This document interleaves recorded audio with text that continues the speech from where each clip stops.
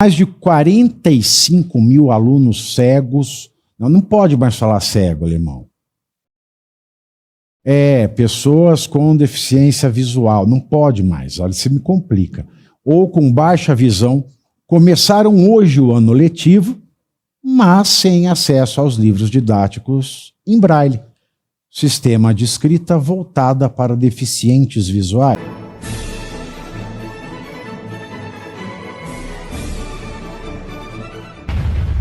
Mais de 45 mil alunos cegos. Não pode mais falar cego, alemão. Pessoas com deficiência visual. Não pode mais, olha, isso me complica. Ou com baixa visão, começaram hoje o ano letivo, mas sem acesso aos livros didáticos em braille. Sistema de escrita voltada para deficientes visuais.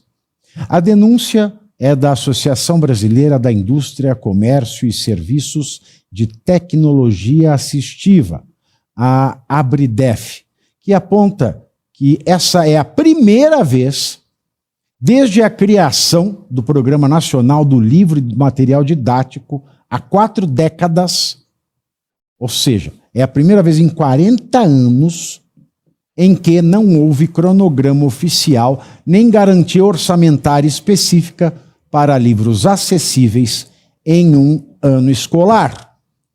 Para a entidade, essa foi uma decisão política, não orçamentária, e que pode causar um déficit cognitivo irrecuperável. Segundo o Globo, o Ministério da Educação alegou que possui contratos vigentes que asseguram o atendimento a esses alunos, mas não respondeu diretamente sobre a não entrega dos materiais em braille. Ou seja, vai vir o Camilo Santana e vai dar aquela desculpa que eu odeio. Quando você vai para a loja comprar alguma coisa, você vai tem tal coisa, a pessoa fala tem, mas acabou. A pessoa não fala não tem, ela fala tem, mas acabou. Tem o Haddad ainda, porque o Haddad ele foi o pior ministro da Educação, além de ter sido o pior prefeito de São Paulo, e agora ele está concorrendo com o Guido Mantega, o pior ministro da Fazenda. Por falar em orçamento, o ministro da Fazenda, Fernando Haddad, disse na festa de aniversário do PT, na última sexta-feira, que o governo Bolsonaro promoveu, aspas, uma espécie de estupro das contas públicas. Uma coisa alucinada, fecho aspas. Falou isso do cara que, pela primeira vez em uma década, deixou superávit para o próximo presidente. Ainda segundo o Jaiminho, aspas, são eles que têm que temer discutir economia com nós. Ele falou com a gente, mas eu falo com nós. Porque eles não têm argumento para defender o que eles fizeram. Fecho aspas. Agora eu vi bater o pau na mesa, hein, João? E você viu que o Haddad ele menciona essa questão dos precatórios, que já é uma dívida atrasada com o Estado. Isso a gente bem sabe, houve realmente uma postergação, mas que não justifica essa fala do Haddad. Mas nesses 4 anos do Bolsonaro, tudo que o Haddad, o Lula, vão colocar ali, ó, tudo que aconteceu nos governos Lula é culpa ali daqueles 4 anos do Bolsonaro, como você bem colocou, entregou com superávit, até as estatais entregues com superávit, logo no primeiro ano já foram diretamente para o prejuízo. E o Haddad, ele está ali nesse compasso de espera, porque eu não sei se ele vai sair candidato ao Senado, ao governo do Estado, eu sei que onde ele sair, a tendência de derrota é gigantesca, porque ele coleciona derrotas, inclusive perdeu a Prefeitura de São Paulo no primeiro turno para o João Dória, ele teve menos de 20% e ele era o prefeito com a máquina na mão, e até em entrevistas ele fala que foi a questão da Lava Jato, enfim, como tudo do PT, nunca é culpa do PT. O PT, na cabeça do Haddad e do Lula, sempre fazem as melhores coisas do mundo para a democracia, para o povo, enfim, e só que o povo nem sempre reconhece. Mas com relação ao Haddad, esse desmonte da educação, né, no sentido do fornecimento dos livros em braille para os deficientes visuais, o que sempre é muito triste para a gente é que, mesmo com isso, associações de professores, enfim, continuarão apoiando o Lula, assim como fazem grande parte dos professores universitários de universidades públicas, que agora reclamam do Lula, que cortou orçamento, fez cortes, mas depois, na hora H, vão lá e apoiam o Lula novamente. Então é sempre uma reclamação, infelizmente me parece protocolar, mas óbvio que ele deve entregar. e que a oposição deve manejar as ações e os requerimentos competentes e intimar o senhor ministro da Educação para que esclareça, entrar com ações no STF para que dê 48 horas, eu tenho certeza que não vai ser esse prazo, mas enfim, tem que movimentar e fazer essas denúncias, não só na rede social, a oposição precisa ser uma oposição efetiva de burocracia, não só de rede social, Pavinato. Agora, você veja, isso é muito sério isso aí. A resposta do Ministério da Educação é porque a associação que está lá no dia a dia, na ponta, né? Na ponta da cadeia de consumo da educação, que está vendo mesmo se chegou o livro em braille para pessoa com deficiência visual, ela não recebeu. A escola não recebeu. O aluno com deficiência visual está sem livro em braille. Essa resposta do Ministério da Educação,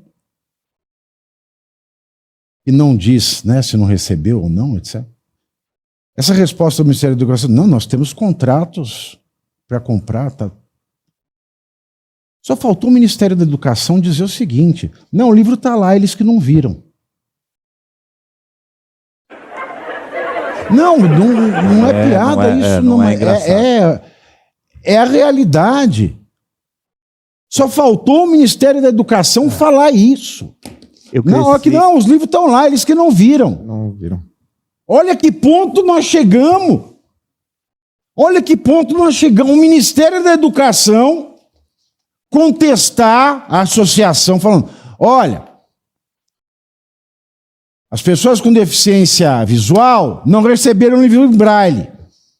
O Ministério da Educação, não, nós compramos. Eles que não viram. Olha que ponto nós chegamos esse dia. Tem como chegar mais baixo do que isso? Não tem. Eu cresci no Ipiranga, Pavinato. E no Ipiranga... As margens plácidas? As margens plácidas. E no Ipiranga tem um importante... Um povo heróico brado retumbante. E o sol da liberdade? Raios fúlgidos. Brilhou no céu da pátria nesse exato instante. Olha só, tem o Instituto para Cegos Padre Chico, que está lá desde 1928, ligado às Irmãs Carmelitas ou algo assim, me perdoem se eu não estiver dizendo a coisa certa. Eu cresci vendo, né, eles se locomoverem para lá, e tinha ensino profissionalizante. Então, a Nazaré ali, a Avenida Nazaré e as imediações recebiam, Pavinato, já naquela época, coisas importantes para eles, como aviso sonoro de semáforos, tinha também a questão do elétrico, né? Quando eles paravam, tinha um ponto especial para eles, com a calçada tátil já lá naquela época. Então, a gente não pode deixar essas pessoas de lado. E esse governo que diz tanto defender a minoria, mas só quando entra num debate para usar a técnica aerística, né? Aí eles dizem defender essas minorias. Talvez eles não queiram defender agora porque não representem uma quantidade muito grande de votos. Será que é por isso? Talvez seja. A questão é, como você muito bem colocou, que essas pessoas têm que ter o seu direito à dignidade preservados. E a dignidade também está implícita na educação, porque eles são diferentes. Se eles não tiverem o livro em braille, não tem como aprender. Não tem como aprender a ler. Ler para eles é dessa forma, é tátil. Então, parabéns ao Instituto para Cegos Padre Chico, que nunca deixou-os na mão.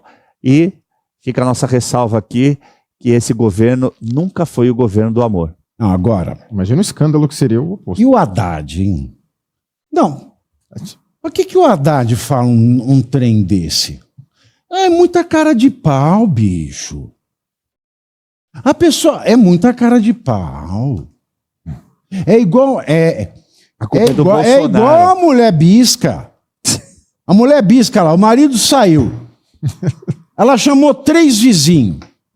Tem um na frente, outro atrás, um na boca. Não chamou 5, tem um em cada mão também. O marido chega, aí ela fala assim, não é isso que você está pensando. Esse é o Haddad. Não é isso que você está pensando. Não, a culpa é de Bolsonaro. Eu estou fazendo novena, ela fala. As urnas já deixou claro o que acham do Haddad, né? Sim, verdade. Todas as vezes deixou claro, não queremos você, Haddad. Pior prefeito de São Paulo, pior prefeito que passou por São Paulo, por essa cidade. E como... O Enem nunca deu certo, um Enem. Exato, o ministro da Educação nunca deu certo o Enem. E agora ele está provando também que nem aquele cursinho que ele fez, deve ter sido à distância, né? Ele deu de 2 vezes. Ele deu o cursinho? Ou ele fez o cursinho? Ele disse que fez o cursinho. Será de economia ou de violão? Acho que era de economia, mas ele preferiu cantarolar para fazer paródias econômicas. Não deu certo. Como é que ela Louco, louco, louco melo, muito louco, louco melo, cogumelos azuis. Conhece essa? Não. É do Raul Seixas? Não, Ventania de Santo Tomé das Letras. Zebo morreu, ele se fudeu, cogumelo é meu. E o Haddad ele fica com essa pecha do intelectual, acadêmico, né? E vai fazendo essas coisas, a urna, os eleitores já falaram para ele, os votantes, não o queremos como prefeito, como governador. Agora ele tende a sair ou Senado ou governo, não sei, eu sou a única certeza que será derrotado mais uma vez, mas ele tem essa questão e que prova bem na política, como não importa muito se a culpa é tua, se você fez um mau trabalho. O importante é você tem quem botar a culpa e você vai galgando postos, como o Haddad. Ele foi um ministro da Educação, ele foi um prefeito terrível, aí vai para ministro da Educação e depois foi ruim. Não, volta, vem aqui ser candidato, agora vira ministro da Fazenda. Assim, pouco importa para o lulopetismo os fatos, o que importa é botar a culpa em alguém, que no caso é sempre o governo do Bolsonaro, que foram míseros 4 anos num interregno ali de... Mas olha, se a Dilma não fosse empichada e tivesse tudo num carreirão só do PT, meu Deus, eles ainda estavam culpando o FHC. Ah, sim. É verdade. O FHC ainda seria o culpado. Sempre tem alguém para pôr a culpa, né? A culpa nunca é especialidade da esquerda. Uhum. Muita gente muito jovem entra para o ideário da direita com aquela novela, né, o romance da Ayn Rand, A Revolta de Atlas. E é um livro, assim, um catatal desta grossura, assim, gostoso de ler. Não, é bom de ler mesmo. É romance, muito bem escrito, muito bem traduzido. Tá? A Millennium, o Instituto Millennium que traduziu no Brasil, uma bela tradução. E é muito claro nesse romance, né? Os personagens de esquerda sempre fazem a mesma coisa. A culpa sempre é do outro. Ele faz a besteira e joga a culpa pro outro, e ele tá fazendo aquilo para te salvar da coisa que ele fez. Exato. Sempre a culpa é do outro. Nunca a culpa é do culpado. Agora, o Tribunal de Justiça do Distrito Federal decidiu aumentar de 10 para até 18, 18 não, é 18, Alemão? De 10 para até 18 os dias extras da chamada licença.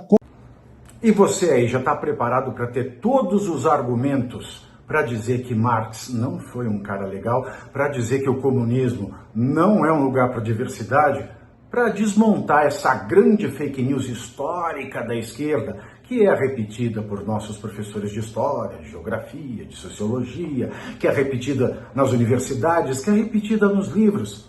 Está preparado para dizer por que Marx não era um cara legal e por que todo marxista raiz também não é, e por que o comunismo é terrível? Você já leu nos Anais de Marx? Pois é, aqui nesse livro você vai encontrar tudo o que você precisa saber para responder aquele sabichão que diz que Marx é um cara legal, pois não é. Leia agora, nos Anais de Marx, a trolha do comunismo transviado para encaçapar idiotes. À venda em todas as livrarias do Brasil, pelo site ou nas lojas físicas. Não deixe de ler.